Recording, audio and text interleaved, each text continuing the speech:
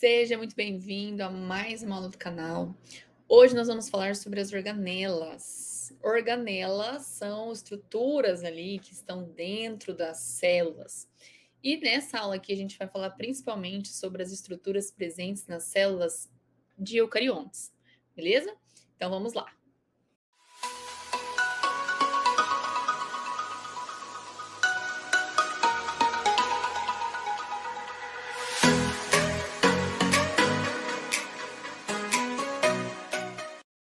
Primeira coisa que a gente tem que ver é que as células eucariontes, elas são diferentes das células dos procariontes, né? Isso aí a gente já viu na outra aula. E por que isso acontece? As células eucariontes, elas têm muito mais organelas, são muito mais complexas do que as células dos procariotos. E aí acontece que cada organela, cada estrutura vai ter uma função diferente. Já que essa célula é toda complexa, cada organela vai ter uma função diferente. Isso é legal porque como cada uma tem uma função, cada uma precisa ter a sua própria casinha, vamos dizer assim. É como se fosse a célula fosse uma casa completa. Cada organela é como se fosse um quarto. Cada um tem seu jeito de trabalhar. Então, dentro de um quarto, vai ter um pH específico, uma função específica, enzimas específicas e uma porta específica. Tem organela que tem membrana, por exemplo. Então, o que vai acontecer? Cada organela vai ter uma função diferente e todas essas funções juntas fazem a célula funcionar. E aí, nessa aula, a gente vai ver, então, quais são as funções de cada organela dentro dessa célula complexa que funciona dentro de um organismo vivo, beleza? Então, todas as células são divididas, né? São separadas, limitadas por membrana. Então, a primeira estrutura que a gente vai ver é a membrana plasmática. A membrana plasmática é o que separa o lado de fora com o lado de dentro de uma célula. Então, o que acontece? A membrana, ela é como se fosse um filtro. A célula, dentro da célula, é tudo muito bem regulado. Então, a membrana, a função dela ali é não deixar qualquer coisa entrar e também não deixar qualquer coisa sair. Por quê? Porque se isso acontecer, a célula perde controle e aí sem controle ela não funciona direito. Então a membrana plasmática, a principal função da membrana é fazer essa separação do meio extracelular e intracelular. Então olha só, aqui a membrana de uma célula é formada por uma bicamada de lipídios. Aqui nós temos, a bicamada. E além da bicamada, tem várias estruturas, que a gente já vai ver o que é, né? Que são proteínas. Colesterol também.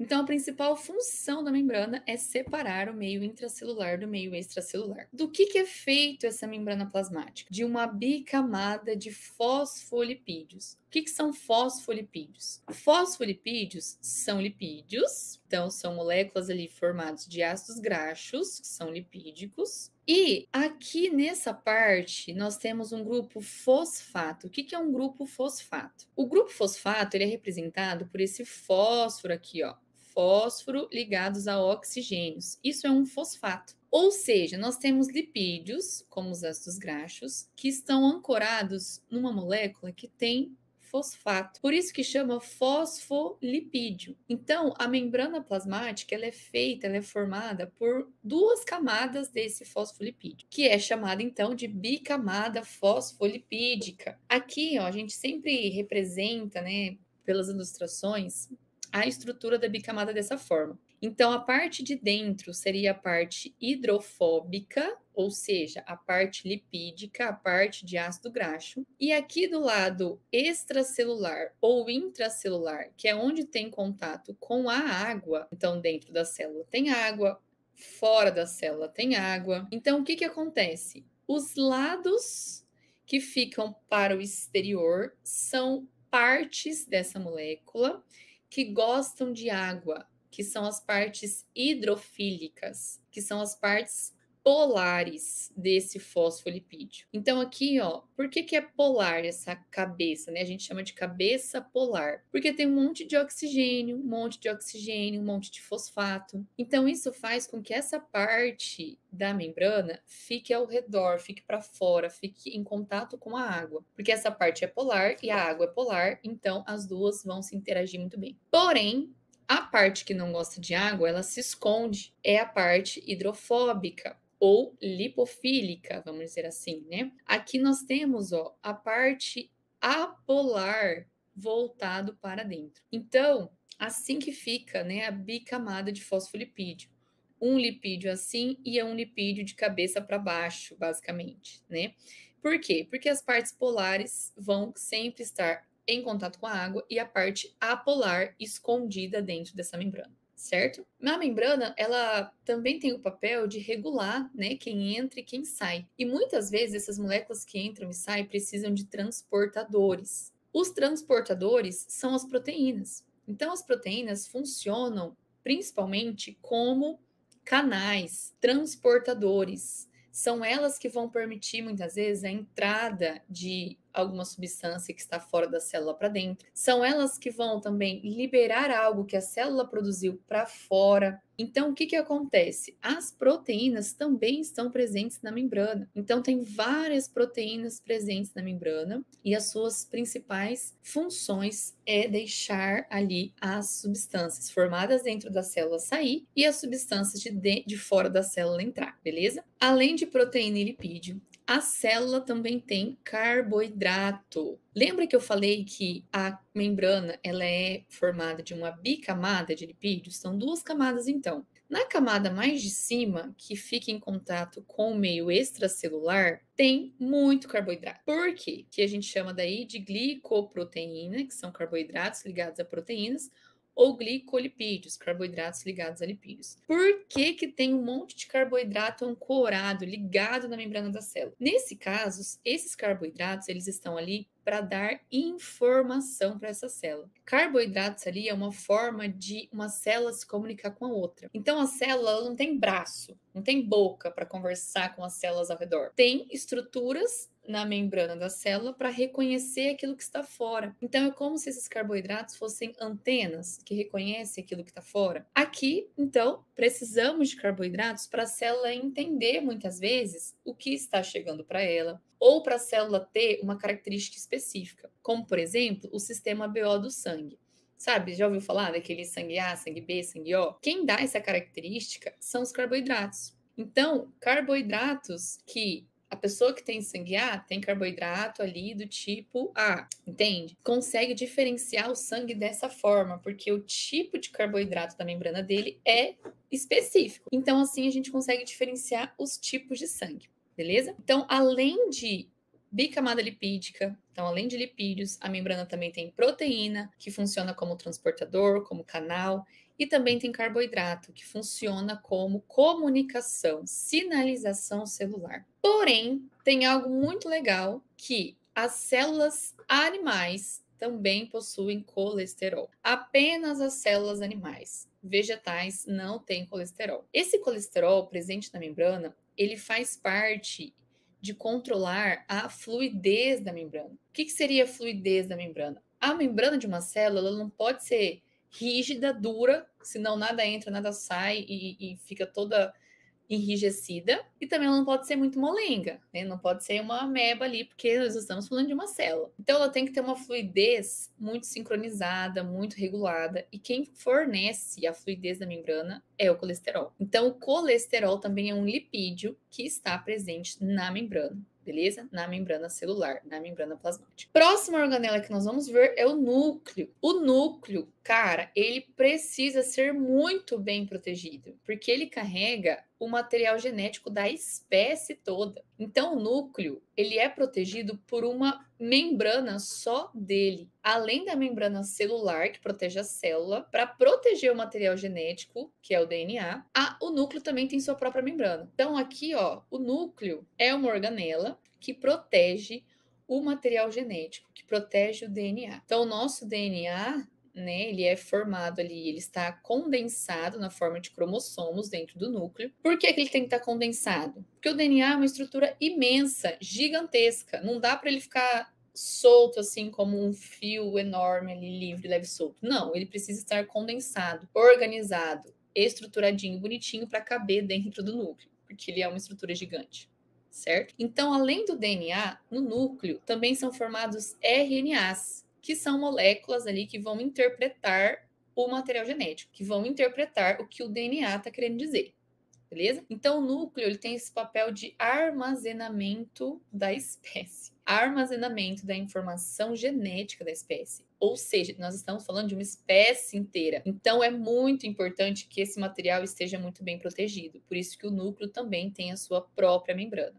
Beleza? Próxima organela que nós vamos ver é o retículo endoplasmático. O retículo endoplasmático ele tem essa rede de túbulos e sacos interconectados que se divide em dois. Um retículo endoplasmático liso, que está aqui, e o retículo endoplasmático rugoso. Então, essa estrutura, o retículo endoplasmático, ela está bem ao lado do núcleo. Isso faz todo sentido, eu já vou te explicar por quê. Então, olha só. O primeiro que a gente vai ver é o retículo endoplasmático liso. O retículo endoplasmático liso, ele tem, a principal função dele aqui é sintetizar lipídios. Então, aqui nós temos, ó, retículos, né, como se fossem tubulações mesmo, que formam lipídios. Ele é uma continuação do retículo endoplasmático rugoso. E aí, o tamanho do retículo endoplasmático liso vai depender do tipo celular. Cada tipo de célula tem um tamanho diferente. E o retículo endoplasmático rugoso, ele está pertíssimo do núcleo.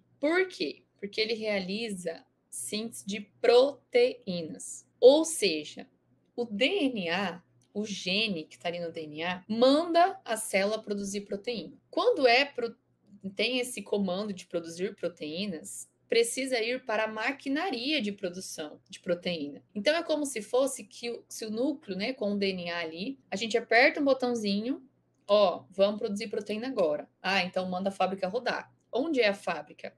Aqui no retículo endoplasmático rugoso. Então, é como se o núcleo fosse o botão que disparasse, desse o play na máquina de fazer proteína, que é o retículo endoplasmático rugoso. Então, aqui nós temos a síntese de proteínas, e aí, para produzir essas proteínas, serão necessárias moléculas que nós chamamos de ribossomos. Então, dentro do retículo endoplasmático rugoso, tem vários ribossomos, que são as organelas, né? Que são as partes que vão produzir proteínas de verdade, tá? Então, é aqui que vai acontecer a síntese proteica. O que são esses ribossomos, então? São estruturas que são responsáveis pela síntese de proteína. Então, lembra que eu falei para vocês que o DNA é como se fosse um botãozinho de síntese de proteína? Vamos fazer proteína agora. Então, vamos ligar a máquina de fazer proteína, que é lá no retículo, e aí nesse retículo tem ribossomo. O que é esse ribossomo e por que é ali que é feito proteína? Olha só,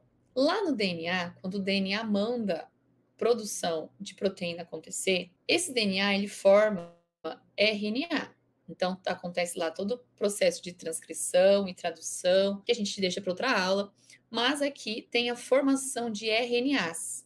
RNAs é um ácido nucleico também formado por nucleotídeo, como o DNA, mas que esse RNA ele é uma interpretação do que está no DNA. Então, aqui ó, nós temos RNA mensageiro, RNA transportador, e juntos, os dois juntos, vão estar lá no ribossomo, ó, o ribossomo aqui, o ribossomo é toda essa estrutura, produzindo proteína. Então, aqui ó, a gente vê a confecção de uma proteína, costura de uma proteína. Cada bolinha dessa é um aminoácido. Para produzir uma proteína, para juntar um aminoácido no outro, é necessário que venha a informação do DNA, que é o RNA mensageiro, e que tenha um RNA transportador, transportando o aminoácido que será unido aqui na cadeia polipeptídica. Então, basicamente, os ribossomos são os operários dessa máquina presente no retículo endoplasmático rugoso para sintetizar a proteína. E ele só funciona quando o DNA dá ok.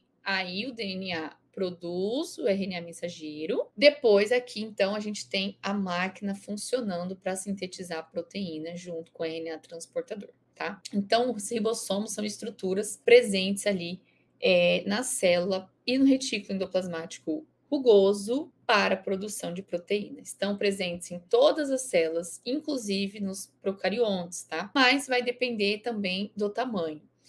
Nos eucariontes, porém, nos procariontes, essa estrutura é um pouco menor. E o complexo de Golgi? O complexo de Golgi está localizado entre o retículo endoplasmático e a membrana plasmática. A principal função dele é armazenar, transformar, empacotar, distribuir todas aqueles lipídios e proteínas formados no retículo endoplasmático. Então, na verdade, o complexo de Golgi é uma organela como se fosse o setor de logística, de transporte daquilo que foi produzido. Então, o núcleo, o DNA, mandou produzir proteína, a proteína foi produzida no ribossomo, no retículo endoplasmático rugoso. Também foi produzido lipídios no retículo endoplasmático liso. Essa proteína e esse lipídio, para ser secretado para fora da célula, ou armazenado, ou mandado para outra organela dentro da própria célula, passa pelo complexo de Golgi. Então, o complexo de Golgi, ele é uma distribuição daquilo que a célula produziu, certo? Então, vamos entender como que funciona. Aqui, ó, o complexo de Golgi, ele está bem próximo do retículo endoplasmático rugoso, que é o retículo ali que a gente viu que faz proteína. Esse complexo de Golgi, ele tem duas redes, dois lados, vamos dizer assim. A rede cis é o lado que está mais próximo do retículo endoplasmático rugoso. Então, ele vai receber esse lado do retículo, essa rede, ele que recebe aquilo que foi produzido. Então, ele tem a entrada de proteínas e lipídios que foram produzidas ali pelo retículo endoplasmático. E aí, tudo isso que foi recebido, toda essa proteína, todo esse lipídio, foi processado nesse complexo de Golgi, e aí chega na rede trans. A rede trans é a que é mais voltada para a membrana celular, ou seja, significa que a partir daqui, o que foi produzido lá em cima e processado e armazenado vai ser liberado. Então aqui, ó, o complexo de Golgi na rede trans, ele vai formar vesículas que estão estocando essas substâncias que foram produzidas,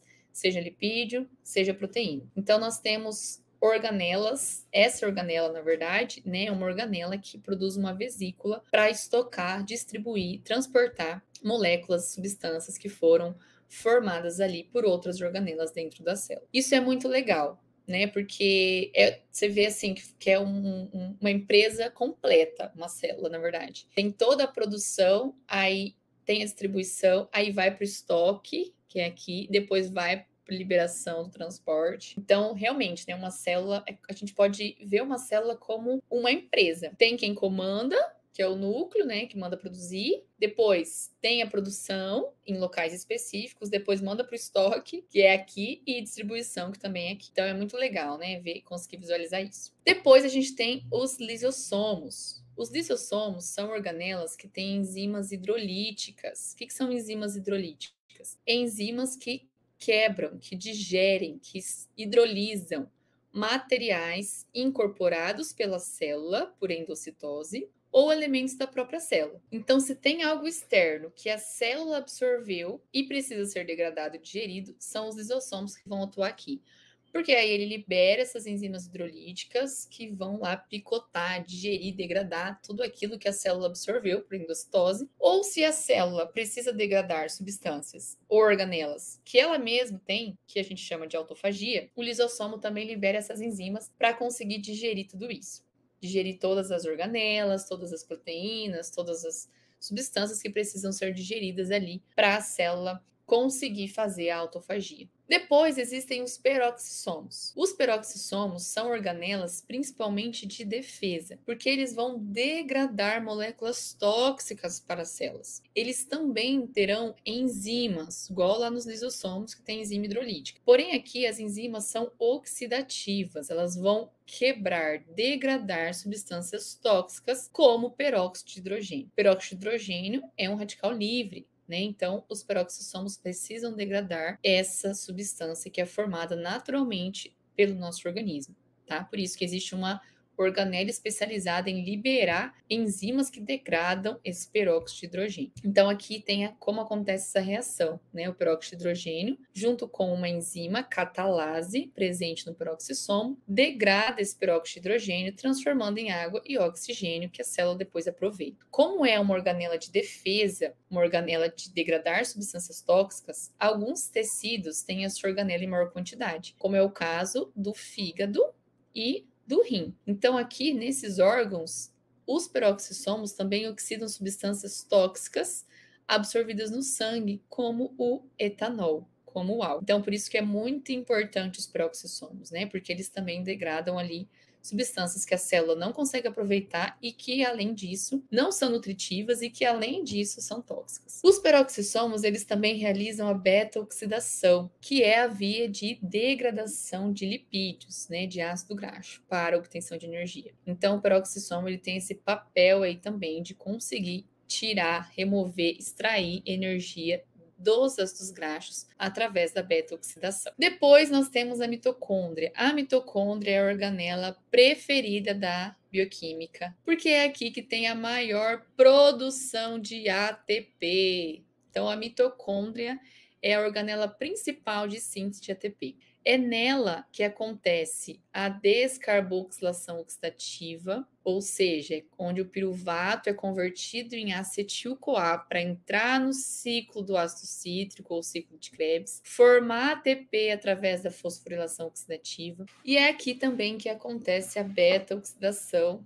igual lá nos peroxissomos. O que acontece? Essa organela ela é um pouco diferente porque ela tem duas membranas. Isso é fundamental para entender a mitocôndria. A mitocôndria ela tem uma membrana interna e uma membrana externa. Essa membrana interna, ela quase é uma vesícula, né, na verdade. Mas olha só, aqui tem toda a membrana interna. Esse espaço entre as duas membranas é chamado de espaço intermembrana. Aqui dentro da membrana interna, nós chamamos de matriz mitocondrial. Então, aqui tem vários ribossomos mitocondriais com RNA ribossomal para participar da síntese de proteínas. E o mitocôndria também tem o seu próprio DNA mitocondrial. Então, vamos entender qual é o papel da mitocôndria dentro do metabolismo. Tudo que a gente come, seja carboidrato, lipídio, proteína, tudo isso vai funcionar, né? Tudo que é nutritivo vai dar energia, vai focar em síntese de ATP.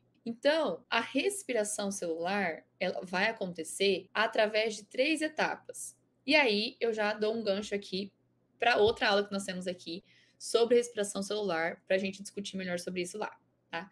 Se você gostou desse vídeo já até aqui, deixa aqui seu like, já comenta aqui embaixo o que você gostaria de saber mais sobre as organelas, beleza?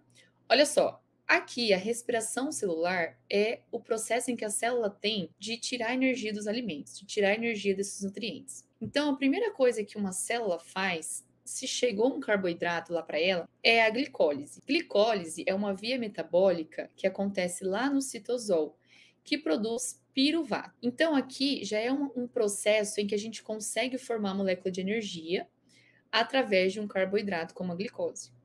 Esse piruvato, ele ainda tem energia. Então, ele vai para dentro da mitocôndria, para a matriz mitocondrial, fazer a segunda e terceira etapa da respiração celular. A segunda etapa da respiração celular é formar acetil-CoA através desse piruvato e ir lá para o ciclo de Krebs, ou ciclo do ácido cítrico, produzindo moléculas de energia. Que moléculas de energia são essas? NADH, ATP, NADH, FADH2, todas elas são moléculas importantíssimas. Por quê? ATP é a molécula de energia da célula. NADH e FADH2 são transportadores de elétrons que serão usados para a síntese de ATP. Então, no fim das contas, tudo que a gente quer aqui é conseguir tirar a energia do nutriente que está dando energia para essa célula e transformar essa energia em energia química, que é o ATP. E aí esse NADH e esse FADH2 vão lá para a cadeia transportadora de elétrons e fosforilação oxidativa para a síntese de ATP. Então aqui todas essas etapas são as etapas da respiração celular, que é como a célula consegue formar ATP através de nutrientes. O legal disso tudo é que quem participa disso é a mitocôndria. Aqui, para conseguir realizar a síntese de ATP na fosforilação oxidativa, as proteínas que participam desse processo estão na membrana interna da mitocôndria. E aí, aqui do lado de fora, no espaço intermembrana, é onde fica os prótons, substâncias que vão dar impulso para a síntese de ATP. Então, olha como é importante a mitocôndria. Por isso que é aqui nessa organela que tem a maior produção de ATP. Eu falo que a mitocôndria é uma verdadeira máquina de produção de ATP, porque aqui é onde vai ser formada a maior energia celular possível. Beleza? Se partir de um lipídio, o processo vai mudar só o início. Aqui nós temos a beta-oxidação, que é a via metabólica de obtenção de energia por lipídios, né? Então, aqui a gente viu a glicólise, que é partindo de um carboidrato, mas se partir de um lipídio, pela beta-oxidação, esse lipídio ele também forma acetil-CoA, o mesmo daqui, ó, acetil-CoA. E aí esse acetil-CoA também vai para o ciclo de Krebs, também vai produzir NADH e FGH2, também vai produzir ATP depois. E todas essas etapas ocorrem na mitocôndria, inclusive a beta-oxidação. Então, tudo isso ocorre na mitocôndria, né? Então, independente se é uma energia vinda de lipídios, se é uma energia vinda de carboidrato, a maior produção de ATP está nessa organela, está na mitocôndria. Isso porque é ela que tem as proteínas e enzimas fundamentais para a produção e síntese de ATP. E aí, esse ATP a célula usa para onde ela precisar,